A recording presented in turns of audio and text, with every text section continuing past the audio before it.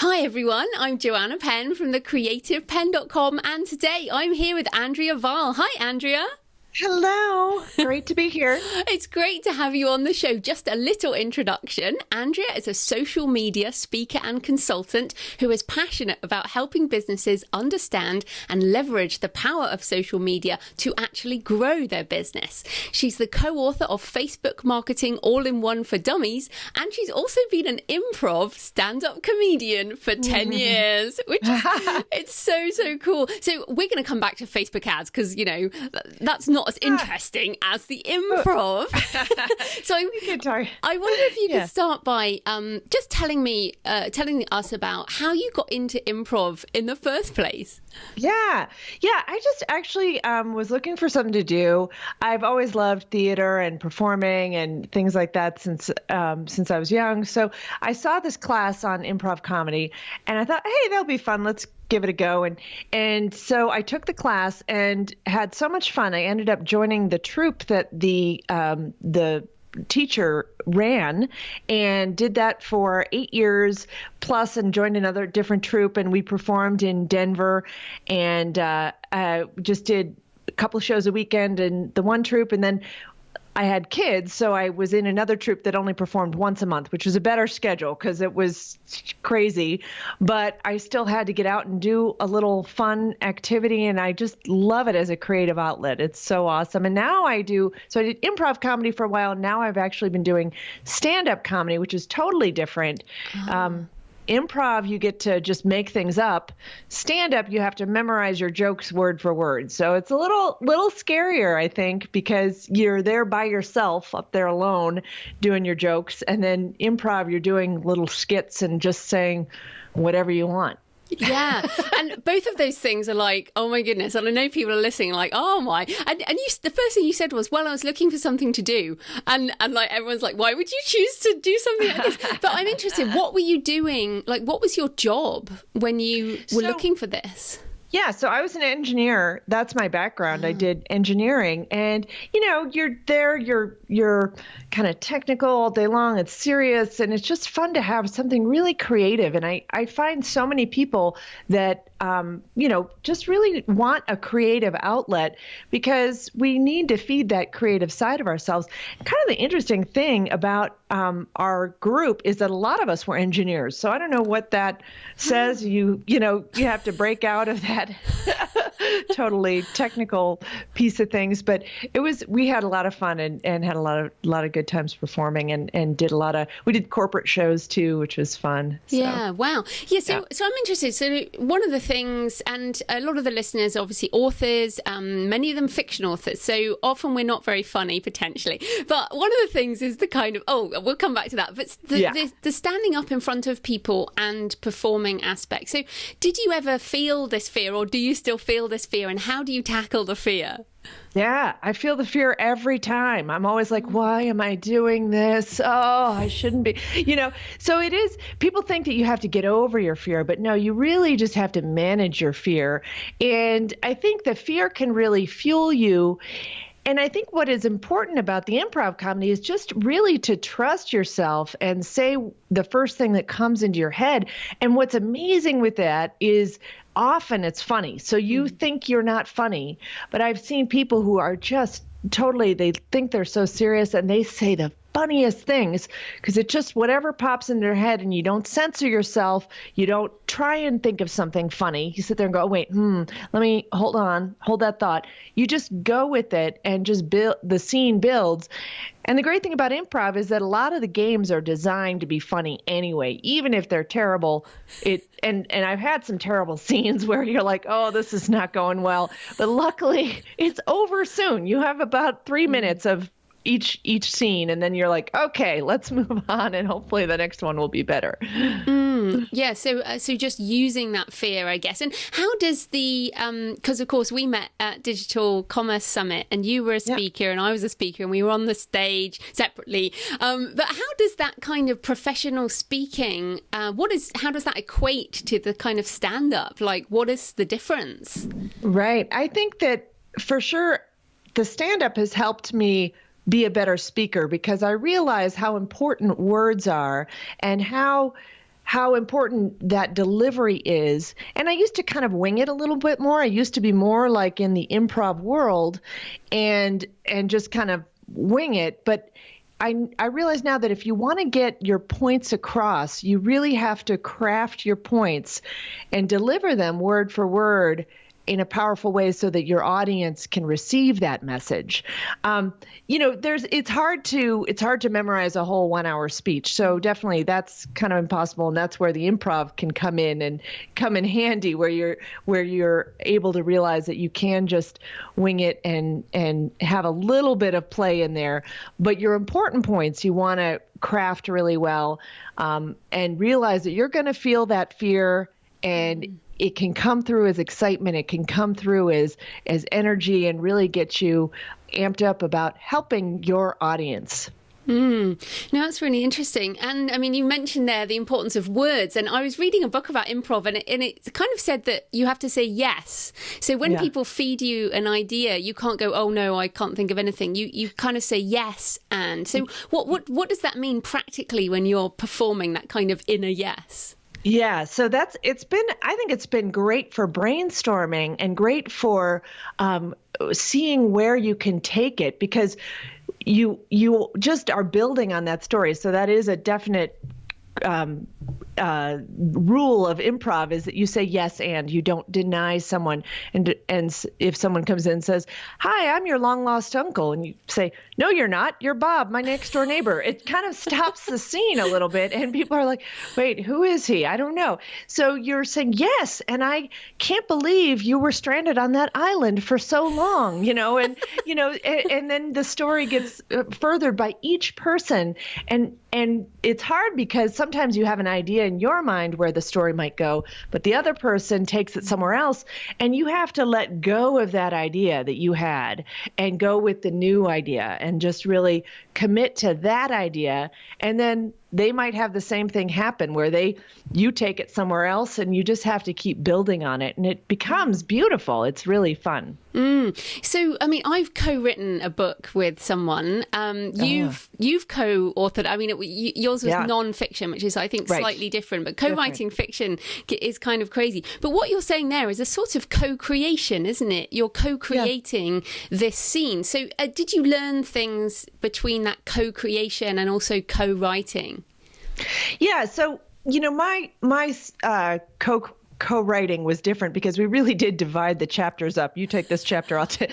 So there really wasn't. I thought there would be a little more collaboration, but there actually was, because we were, bouncing ideas. How do you think I should present this? What are you covering this piece here? Should I cover it there? So there definitely was a little more co-creation, but I imagine improv would be much more like co-creating fiction, where you both have some ideas and you're brainstorming, and you come up with a story that wasn't the original idea that you had, but turns out to be much richer and much more exciting, and I think that would be fun. Yeah, I mean, it's crazy. And the other thing that, as you were talking, I thought about, I have on my wall here, trust emergence, which is like just lean into the thing that comes into your head. And I was going to ask you about self-censorship, because what if the thing that comes into your head is something that people like is dark, or like about your kids? I've heard you talk about your kids and things.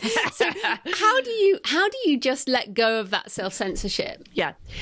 What I found was I was so scared when especially in stand-up, to say some of the things that were on my heart. And I was like worried that people would judge me, or worried that I would come across as really insensitive. And I think that if you have a thought, what you find out is that so many other people might be struggling with that and are afraid to say it.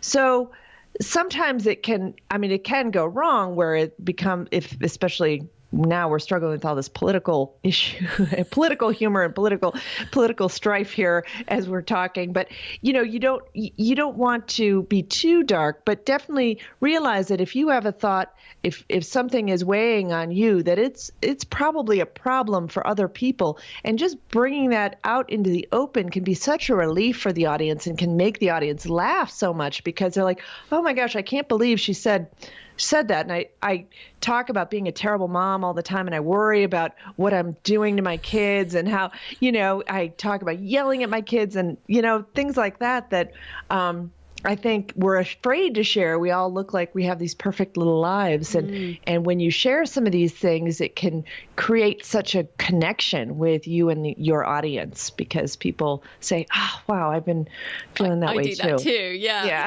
Well, I'm interested then, what if it does fall flat? Like, what if you think that it's going to be funny and then it's not? Like, how does that go? So true. So there's a couple things with that, is that sometimes I just had a show recently where I totally bombed. It was just total bomb. And part of the reason is I'm, middle-aged mom, and my audience that was all out there were 20-something guys. And I'm talking about, middle age and all this stuff. And they're like, yeah, not getting it. So there can be an issue with, are you delivering the right message to the right audience? But also, I think sometimes when it falls flat, and you think it's going to be really good, that happens all the time. I think this is going to be the best joke ever, and it's crickets. Sometimes it takes the audience a little bit to catch up. So you have to give a good enough pause and beat and let people kind of, oh, okay, let that sink in for people. Other times it never sinks in, and it's kind of quiet, and you just have to move on and go with the next thing. So don't worry that it's not being received exactly how you think, and you have to kind of let go of your attachments to how that's going to go. And one of the things too that I think is important is to I totally just lost that thought. like an improv thing. I'll just sing it. It's a really important thought that I can't remember. Oh yeah, well it's fine, because the other question I have is, so how do you even, and this is one that fiction authors especially get all the time, and it's kind of annoying but it's also interesting, is, so where do you get your ideas for your shows? Yeah. And the key is just writing. That's the key, is you have to write every day. And, as fiction authors, that too. You write and, you don't edit right away. You just write everything down, write everything that's in your mind. And one of I took a stand-up class as well. And my stand-up teacher really talked about engaging the observer and really just noticing things that are happening in your life. Notice something and kind of when you're noticing something, take a look at why you're noticing that. What is about that? What is ridiculous about that? What is memorable about that? Why are you kind of thinking about that thing at the time? And always carry around a journal or something so you can get it down right away, because you think you're going to remember later. And I know, your authors probably struggle with that all the time. You've got a great idea and you think you're going to remember it later, 10 minutes when you get home, but you don't. So you have to capture that right away, and just observe what's really going on, observe human behavior, take notice of that. I think too is notice how you're reacting to that situation. What is that bringing up in you? And one of the things that I try and practice is very authentic comedy, not just observational comedy, but what's happening about me. What are my feelings about it? So it's really a little more personal than just, hey, how about those lattes at Starbucks?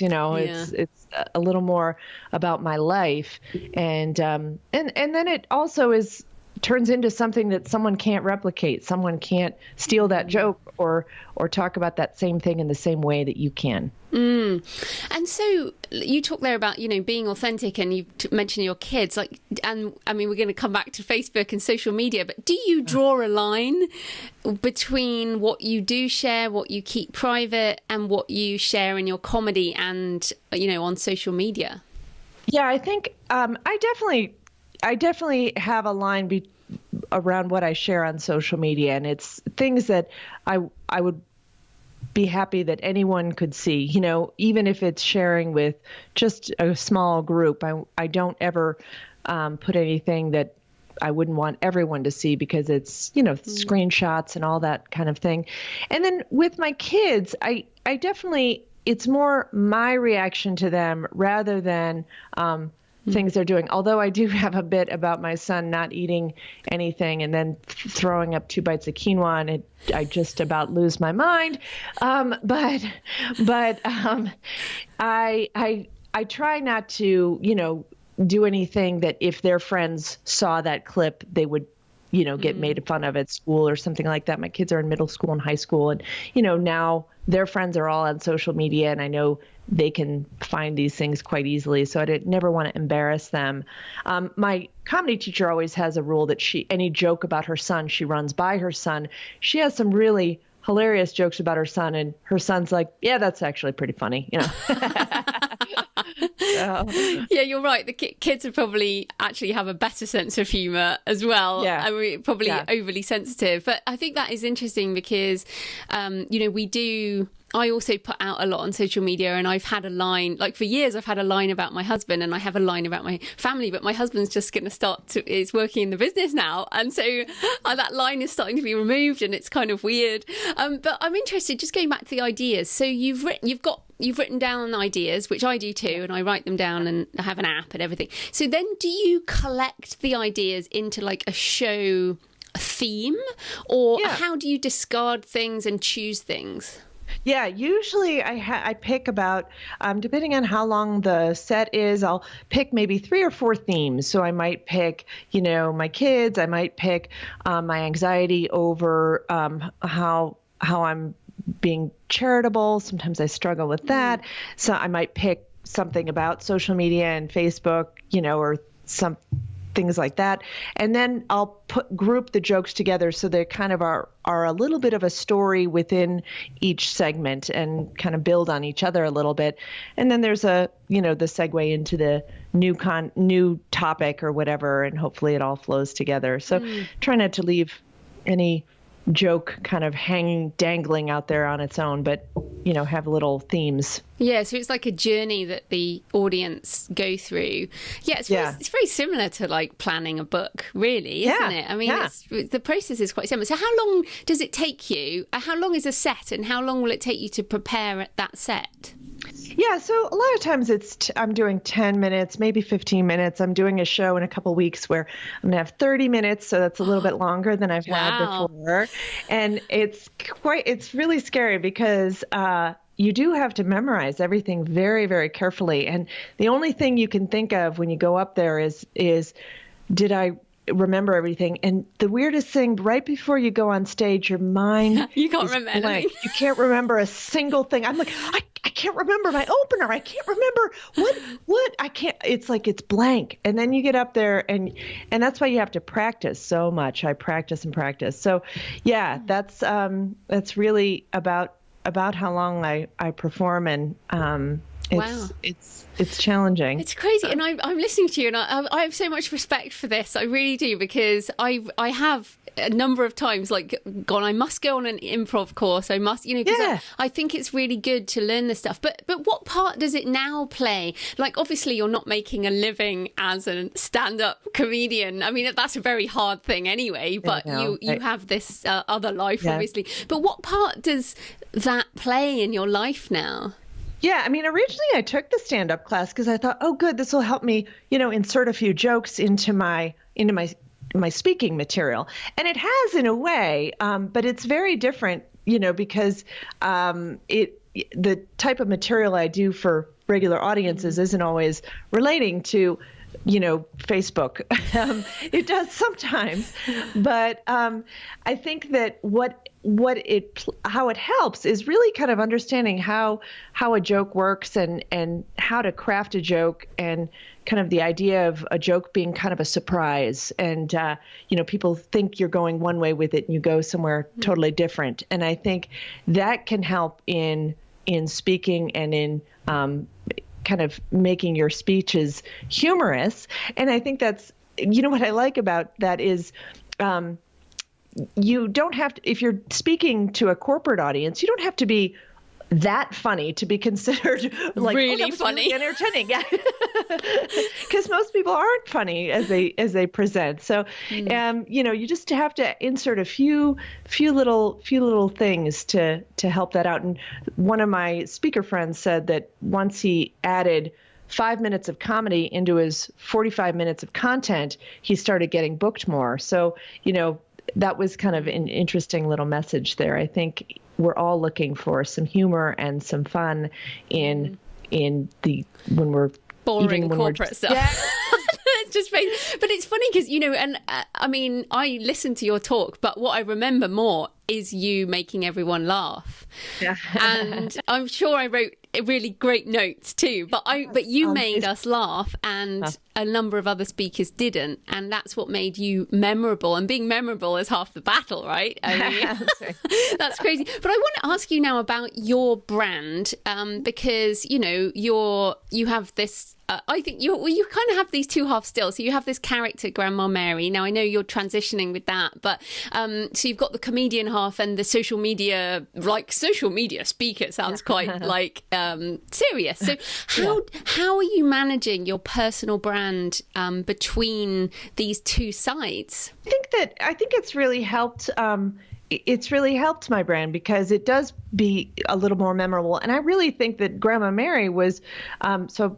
For your listeners who don't know, I blogged as his Grandma Mary, social media edutainer for a long time. Wore a wig while blogging. It was a lot of fun. I always wanted to be Carol Burnett, so that was my way to give that an outlet. But I think that it is about being memorable, and I think that when you can tie your brand to your personality in any way, I think it really helps. I know someone who really likes surfing, and he talks about surfing a lot, but he does different stuff that's more business oriented, and so I think that when you can inject that, people get a little worried about saying, oh, people won't want to hear about my hobbies. But when you can be more of a person, people can relate to you. And I get a lot of people who are creative types who want to work with me because I have a little bit of an understanding about that. And that's kind of fun, too, is that you get to attract the people to your business that you have an affinity for. So I think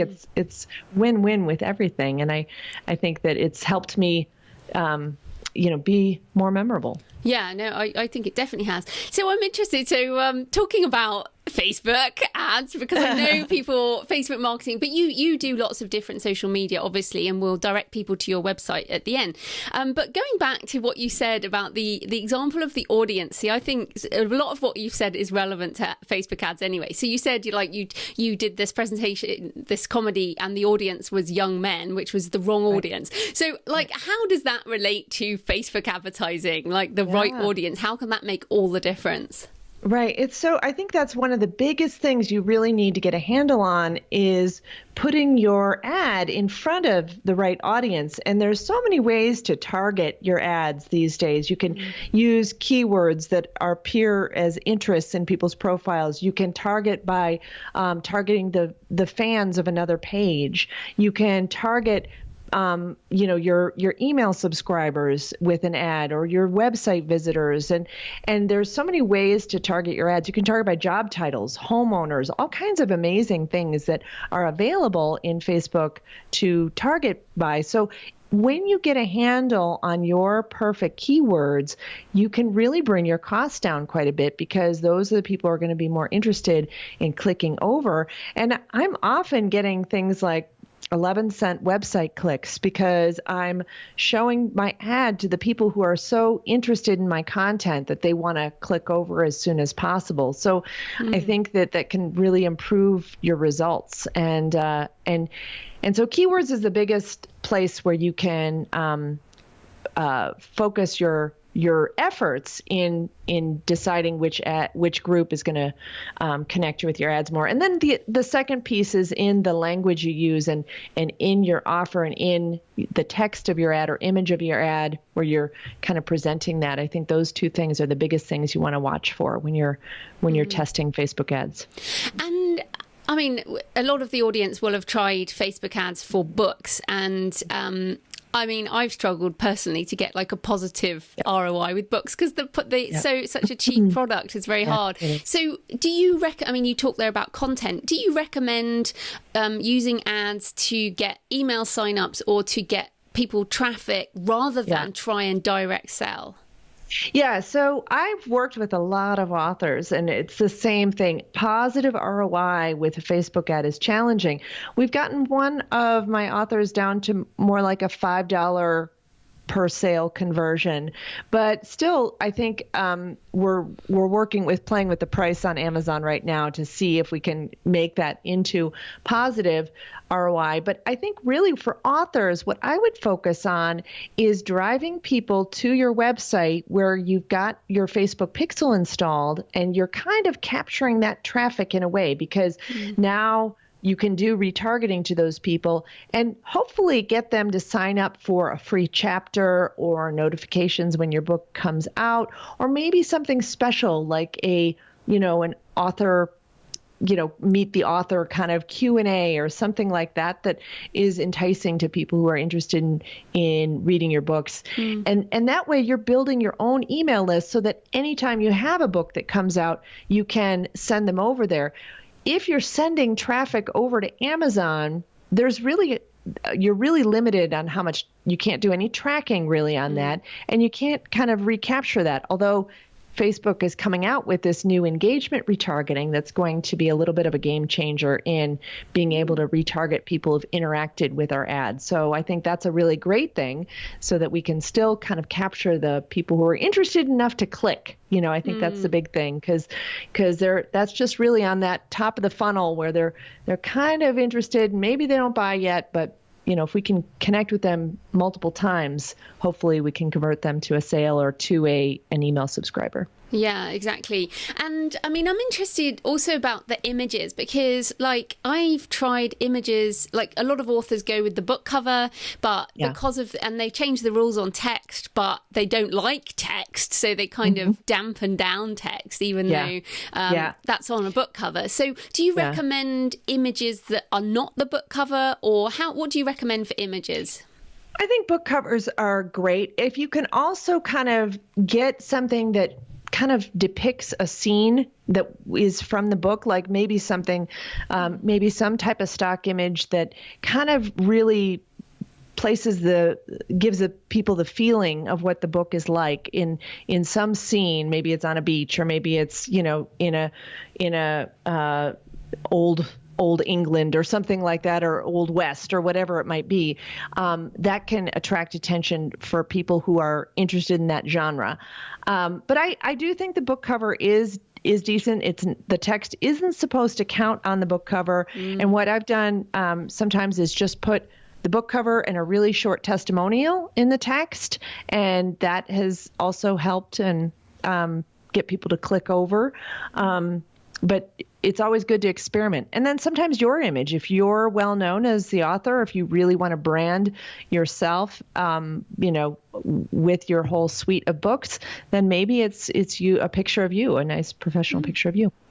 That's a good point. Because one of the debates on book covers is for fiction anyway, for nonfiction too. Should you use your own face? Not necessarily on a fiction book cover, but should you use the face of a character, or because then you immediately take away the imagination and you've put an image in someone's head. So but for nonfiction, do you work with nonfiction authors mainly, or? Both actually. So I do work with both, and I think that fiction authors are a little bit less likely to put their own picture out there a little, but some are branding, as themselves. And I think what is good is that about putting a picture or person is that images of people usually do best for click-through rates on Facebook ads. So if you can have a person, that can be really good. Yeah, I've noticed that. Even the back of somebody, like someone, just a person in a scene as opposed to just a scene. So that's interesting. So you mentioned there the engagement retargeting. Are you seeing any other trends for 2017 as we're talking? What should people focus on this? Because there's always something new. Have other fundamentals the same, or should people be doing anything different in 2017? Well, video is, when we're looking at engagement and visibility organically, video is huge. If you have a live video, even if just an uploaded video, those are getting much more reach organically in the news feed. So that's good. And even for ads, they can do really well. You want to still keep your ad based around trying to drive traffic, like making the website clicks as the optimization you're working with, but the creative piece can be a video or a slideshow. And that's really nice because you can take 10 still images, put that into a video slideshow, and now it's got all the properties of video. And you can also do video retargeting for all the people who've watched your video. You can target them in an ad. So some of those techniques are popular, but you always want to test what works best for you, because I've seen that sometimes video ads don't get people to click through. Maybe they're just sitting watching the video. I don't know, like, oh, that was interesting, and then move on, So sometimes a still image still gets more people over to the website, which is what you ultimately want there.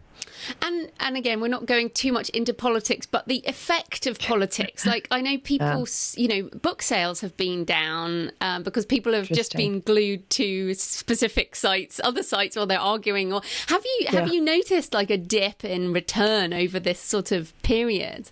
Yeah, I think especially for us here in the U.S. in November, across the board with my clients, I'm seeing big dips in engagement. I think people just couldn't think about business. I think, and for the beginning of the year here too. So politics and what's happening out there in the world is always going to affect what we do to promote our businesses. And so in some cases, if there's some big events happening, it might be good to just scale back your marketing a little bit, hold off, especially if you're spending money. You don't want to, your ads are going to be a little bit less effective. Although I'm seeing things bounce back here on ads too. I think sometimes people are like, oh, let's just get back to work, Yeah. So I think it is important to take the pulse of what's happening out there in the world. And I'm surprised book sales are down. I would think people would want a form of escape. Yeah, I think they might be rebounding, but everyone was so busy in November watching the drama that they didn't need any other drama. So So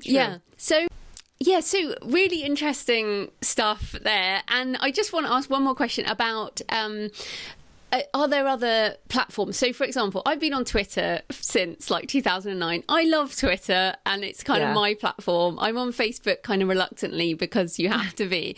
I do have Instagram. Like, I haven't got anywhere near Snapchat. And I know people are kind of tired with a lot of social media, and the younger people have different social media to the older crowd and all this. So, if people are looking at their social media and just going, like, what do you recommend an author does to like do the best job? Yeah, I think really just scale back. I mean, I think as we're overwhelmed, I have not gotten into, I got a Snapchat account just to follow my son. And I think if you're feeling overwhelmed, don't jump into anything new. Just focus on what's working for you. Just pull back and say, it's okay. I don't have to be on Instagram, Twitter, G+, LinkedIn, all these things and update all at once. If you can come up with a system to, push out a few updates, but you want to also be active there too. You want to be answering comments or whatever. So I think if you're feeling overwhelmed, just one or two sites and focus and do the best on those. And it's okay. Give yourself permission to say, I don't have to be everywhere. Oh, thank you for that. Everyone's breathing a sigh of relief now. Like, yay, don't have to do Snapchat. Maybe unless you're writing YA or something. Yeah, exactly. There's that kind of demographic. But tell people where they can find you and all your products and books and things online. Yeah, you can connect with me at AndreaVahl.com, and I have lots of free webinars, some free ebooks over there, and I have some stand-up comedy clips too. So you can go check that out. Thanks so much for your time, Andrea. That was great. Yeah, thanks, Joanna. It's great.